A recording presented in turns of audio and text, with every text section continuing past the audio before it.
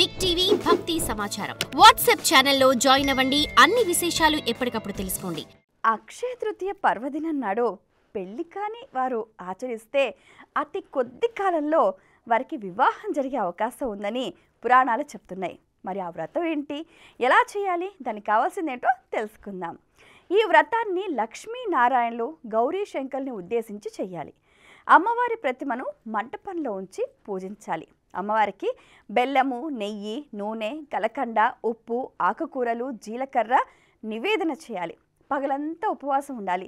రాత్రికి ఉప్పు కారం లేని పదార్థాలను భుజించాలి. తప్పనిసరిగా రాత్రి వరకు మౌనం పాటించాలి. ఇది చాలా ముఖ్యం సుమా. ఈ వ్రతాచరణ వల్ల సచీదేవి అలాగే అరుంధతి దేవి కూడా చాలా అద్భుతమైన ఫలితాలు పొందారు అని చెప్పి మనకు పురాణాల ద్వారా అవగతమవుతుంది. అక్షయ తృతీయ రోజున ఉప్పును విసర్జించటం వల్ల అమ్మవారు సంతోషించి లావణ్యాన్ని, రూప సౌభాగ్యాన్ని ప్రసాదిస్తుందని భవిష్య పురాణం చెబుతోంది. లక్ష్మీదేవితో పాటు గౌరీదేవికి కూడా ఈ రోజున విధి విధానంగా పూజలు చేయాలి. సూర్యోదయానికి ముందే నిద్రలేచి స్నానాది కార్యక్రమాలు పూర్తి చేసుకోవాలి. విష్ణుమూర్తిని ప్రార్థన చేయాలి. దేవతలతో పాటు పితృదేవతలను కూడా ఆరాధించాలి. యథాశక్తిగా గోదానం, భూదానం, సువర్ణదానం, వస్త్రదానం చేయాలి.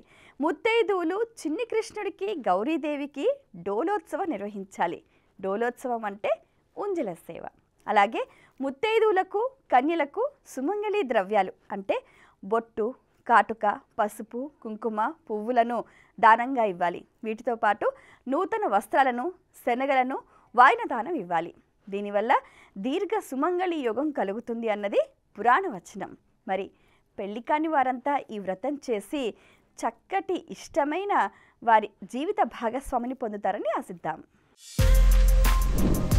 For more videos like this, subscribe Big TV channel.